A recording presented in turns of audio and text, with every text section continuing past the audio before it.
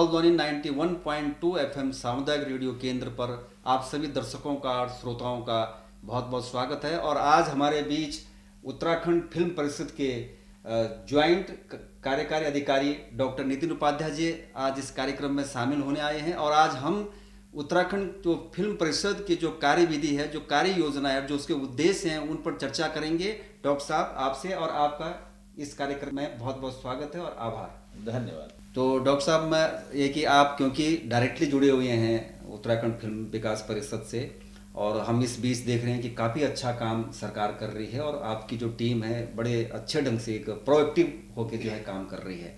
तो किस तरह से अभी जो इस क्षेत्र में काम चल रहा है उत्तराखंड में, किस तरह से चल रहा है और क्या संभावनाएं हैं कि इस क्षेत्र में जो है कि लोगों को जो है एक तो जहां अपनी संस्कृति को, अपने जो परंपराएं हैं उनको समाज में लाने के एक माध्यम बनेंगे फिल्में, और वहीं कुछ लोगों को इसमें रोजगार की संभावनाएं भी सामने दिख सकती हैं। तो किस तरह से आप इनको देखते हैं, जो फिल्म जो विकास परिषद जो बना है, किस तरह से इसकी कार्य प्रणाली है और किस तरह से काम कर रहा है? धन्यवाद डॉक्टर साहब, मुझे आमंत्रित करने के लिए। उत्तराखंड फिल्म विकास परिषद एक सरकारी संस्था है जिसका मुख्य कार्य है उत्तराखंड में फिल्मों के निर्माण को प्रोत्साहन देना, फिल्मों के निर्माण से जुड़ा हुआ जो एक पूरा पारिस्थितिक तंत्र है, जो इकोसिस्टम है, उसको बढ़ावा देना जी। और इस दिशा में सबसे महत्वपूर्ण क्या है कि राज्य सरकार ने आगे बढ़कर इसके लिए अपनी फिल्म नीति बनाई है।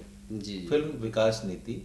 अब अगर हम जब फिल्म की बात करते हैं तो फिल्म से आमतौर पे लोगों के मन में आता है कि जो आपकी जो सरकारी कार्यक्रम है, जो सरकारी योजनाएं हैं, सरकारी उपलब्धियां हैं, सूचना विभाग आमतौर पे उनका प्रचार प्रसार के लिए फिल्में बनाता है। बट हम जिस फिल्म की बात कर रहे हैं ये कमर्शियल फिल्में हैं। जी, जी, जी। जो हम सिनेमा घरों में फिल्में देखते हैं, जो हम बड़े बड़े स्टार कास्ट की फिल्में देखते हैं, हम उन फिल्मों की बात कर रहे हैं। इन फिल्मों के दो चरण होते हैं। एक तो कि लोग उत्तराखंड में इन फिल्मों की शूटिंग करने आते हैं। जी, जी, जी। बहुत से फिल्म निर्माता, बहुत सी फिल्में आज से नहीं 25 साल 30 साल पहले से, जैसे राम तेरी गंगा मैली, राज कपूर ने हर्षिल में उत्तरकाशी में जाके जिसकी शूटिंग की। तो उत्तराखंड की जो मनोरम वादियां हैं, जो उत्तराखंड की खूबसूरती है, ये हमेशा से फिल्मकारों को लुभाती रही है। अपनी जगह आने के लिए लोग आते हैं, यहाँ की खूबसूरती को फिल्माते हैं। तो एक तो हमारा ये प्रयास रहता है कि हम उनके लिए, जो फिल्मकार उत्तराखंड में फिल्मों की शूटिंग करने के लिए आते हैं, उनके लिए एक अच्छा माहौल उपलब्ध हो, उनको अच्छी सुविधाएं उपलब्ध हो। साथ ही हमारा दूसरी कोशिश रहती है कि वो फिल्म निर्माण से जुड़े हुए जो रोजगार के साधन हैं, जी, जी, जी। जो इकोनॉमिक एक्टिविटीज हैं, वो स्थानीय स्तर पे उपलब्ध हों, स्थानीय लोगों को रोजगार मिले, स्थानीय ऐसी एक्टिविटीज हों जिनसे लोगों को, जब कोई फिल्म बन रही हो उत्तराखंड में, तो लोगों को, स्थानीय लोगों को उसका फायदा हो। ये दो एस्पेक्ट्स हैं। अब कोई ये प्रश्न कर सकता है कि सरकार फिल्मों की शूटिंग एक इंडिपेंडेंट प्रोसेस है, सरकार का इसमें क्या योगदान? सरकार को देखिए दो फायदे हैं। सरकार का सोचने का जो तरीका है कि एक तो जब फिल्में शूट होती हैं तो फिल्मों से क्या, उत्तराखंड हमारा एक टूरिस्ट स्पॉट है। जी, जी, जी। तो उत्तराखंड की जो खूबसूरत लोकेशंस हैं, उत्तराखंड की जो खूबसूरती है, वो देश दुनिया तक पहुंचती है। उसको देखकर लोग उत्तराखंड घूमने का प्लान करते हैं, उत्तराखंड में आना चाहते हैं। तो क्या हमारे पर्यटन स्थलों का प्रचार प्रसार होता है और हमारे यहाँ पर्यटकों की संख्या बढ़ती है। जी। दूसरी, किसी भी इकोनॉमिक एक्टिविटी की तरह से फिल्मों से जुड़े हुए बहुत से ऐसी एलाइड एक्टिविटीज होती हैं, चाहे वो सिनेमेटोग्राफी हो, कैमरे का काम हो, एडिटिंग का काम हो, स्टार कास्टिंग हो, कॉस्ट्यूम हो, टैक्सी, ट्रेवल, होटल, जितनी भी एक्टिविटी एक फिल्म बनाने में जुड़ती है, वो सारी एक्टिविटीज को बूस्ट मिलता है। जी, जी, जी। तो इनको देखते हुए उत्तराखंड सरकार ने अपनी फिल्म नीति लागू की है और उस फिल्म नीति के माध्यम से फिल्मकारों को भी प्रोत्साहित किया जा रहा है और स्थानीय लोगों को भी ऐसा प्रोत्साहन मिल रहा है कि वो फिल्म निर्माण और फिल्म उद्योग में अपना करियर बना सके। ये बहुत ही अच्छी पहल सरकार द्वारा की जा रही है और आप लोग इसको जो है आगे बढ़ा रहे हैं। इसके लिए मैं आपकी पूरी टीम को बधाई देता हूँ। और दूसरा, अभी जो खासकर हम स्थानीय, ये तो हमने अभी राष्ट्रीय स्तर पर बात करी और अंतर्राष्ट्रीय, क्योंकि अंतर्राष्ट्रीय स्तर पर भी फिल्मों का निर्माण किया जा सकता है, क्योंकि यहाँ की जिस तरह की सांस्कृतिक धरोहर हैं और हमारी जो प्राकृतिक सुंदरता है उसको देखते हुए।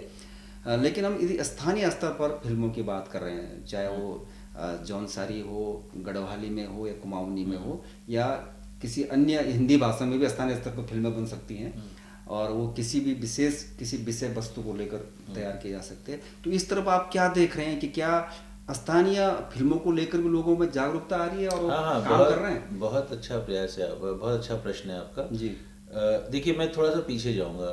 2015 में उत्तराखंड की अपनी पहली फिल्म नीति आई। जी जी जी। उस फिल्म नीति में सरकार ने ये प्रावधान किया कि जो उत्तराखंड में फिल्में बनाएगा उसको उत्तराखंड में वो जो धनराशि फिल्में बनाने में खर्च करेंगे, जी जी जी जी। उसका कुछ प्रतिशत उनको एज ए सब्सिडी उनको दिया जाएगा। ये हिंदी फिल्मों के लिए भी था और स्थानीय भाषाओं की फिल्मों के लिए भी था। जो भी फिल्म स्थानीय स्तर पर, जी जी जी, स्थानीय स्तर पे, और स्पेशली क्षेत्रीय, उत्तराखंड की जो क्षेत्रीय बोलियां हैं, क्षेत्रीय भाषाएं हैं।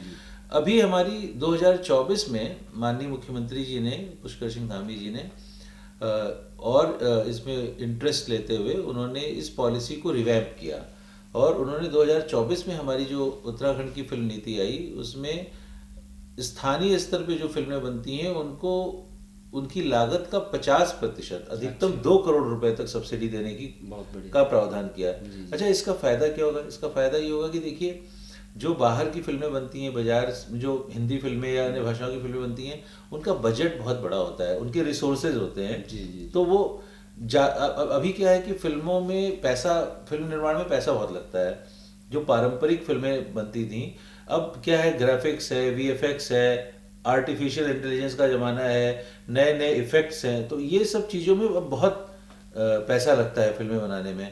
ये अगर स्थानीय फिल्म निर्माता जिनके रिसोर्सेज कम होते हैं उनके पास ये संभव नहीं होता।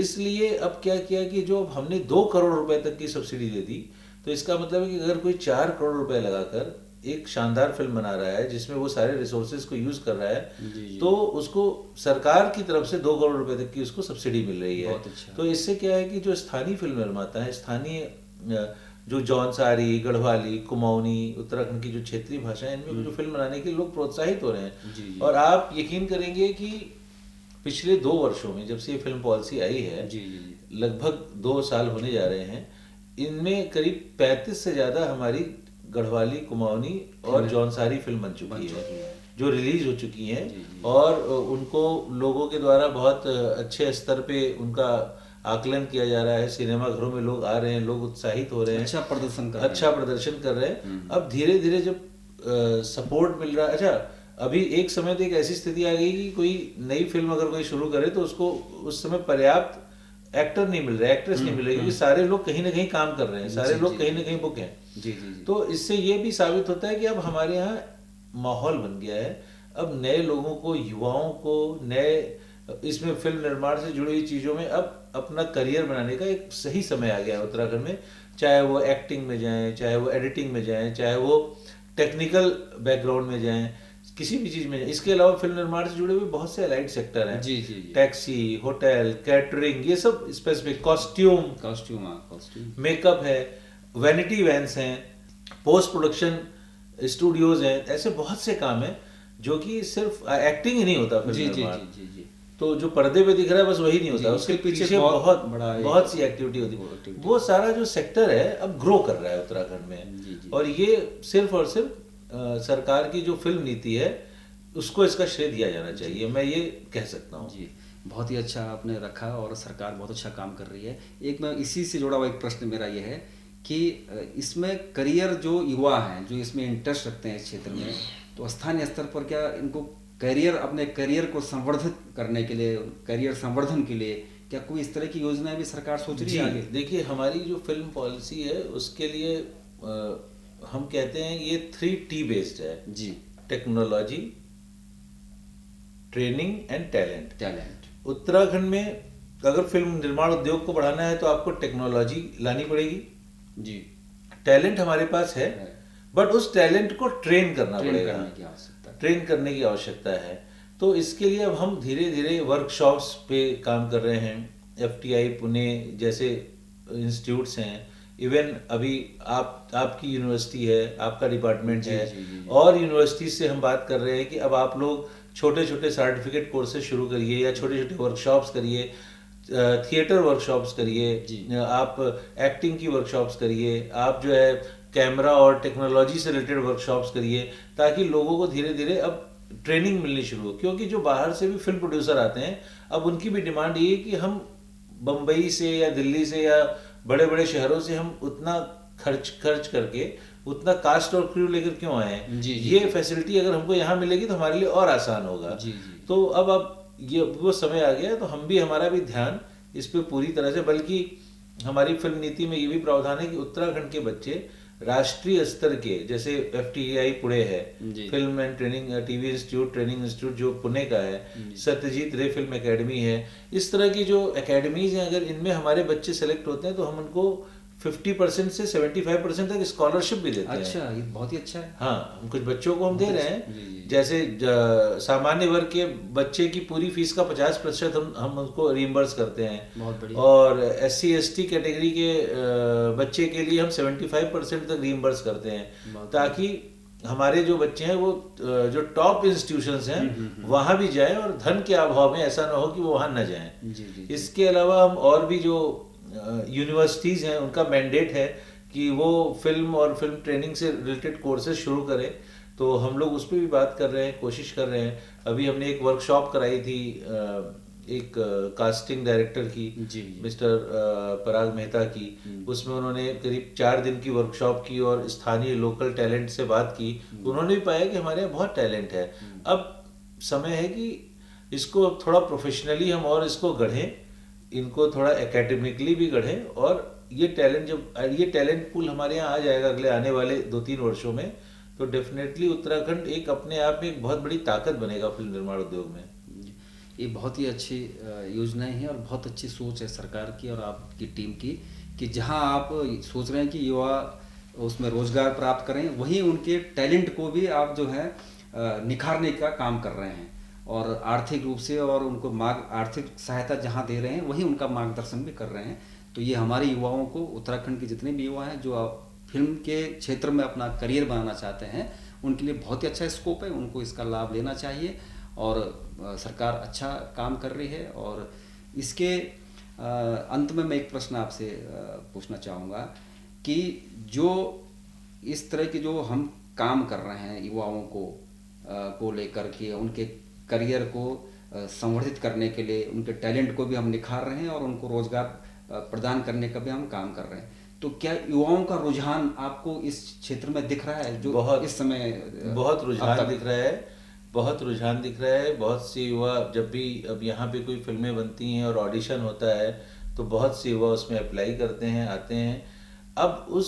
अभी क्या है, जो हमारी चुनौती है, जो उत्तराखंड फिल्म विकास परिषद की भी चुनौती है और आप जैसे बड़े विश्वविद्यालयों की भी चुनौती है, हमको इस अनऑर्गेनाइज्ड सेक्टर को ऑर्गेनाइज करना है।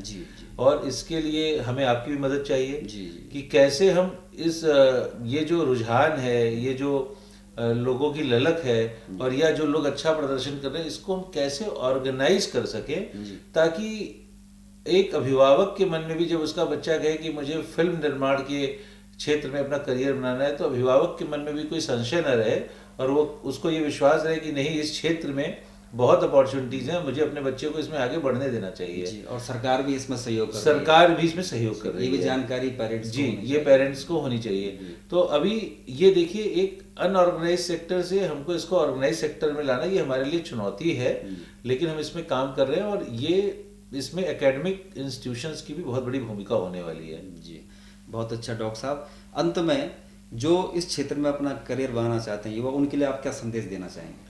मैं सिर्फ ये संदेश देना चाहूँगा कि आप अपने सपनों को फॉलो करिए। अगर आपको लगता है कि आप अच्छी एक्टिंग कर सकते हैं, आपका एक्टिंग करने का मन है, तो आप सीखिए, अच्छे इंस्टीट्यूशंस में जाइए। आपको लगता है आप अच्छी सिनेमेटोग्राफी कर सकते हैं, आपको कैमरा चलाना अच्छा लगता है, आपको एडिटिंग करना अच्छा लगता है, आपको कहानी लिखना अच्छा लगता है, आपको कहानियाँ सुनाना अच्छा लगता है, आपको आर्ट और कल्चर से रिलेटेड, फिल्म से रिलेटेड जो भी चीज़ अच्छी लगती है, उसमें अपना करियर परस्यू करिए। अब ये एक्स्ट्रा क्यूरिकुलर एक्टिविटी नहीं है, ये आपका मेन क्यूरिकुलम की एक्टिविटी है। इसमें आपके पास आसमान तक आपके पास जो अपॉर्चुनिटीज़ हैं और आप बहुत आगे बढ़ेंगे। बस आप जो ठान लीजिए उसको अपने मन से पूरा करिए। तो तो धन्यवाद डॉक्टर साहब, आपने हमारे इस कार्यक्रम में प्रतिभाग किया। हेलो हल्द्वानी 91.2 एफएम सामुदायिक रेडियो केंद्र से आप सभी दर्शकों का और श्रोताओं का बहुत बहुत आभार। और हेलो हल्द्वानी में डॉक्टर साहब आपका भी बहुत बहुत स्वागत।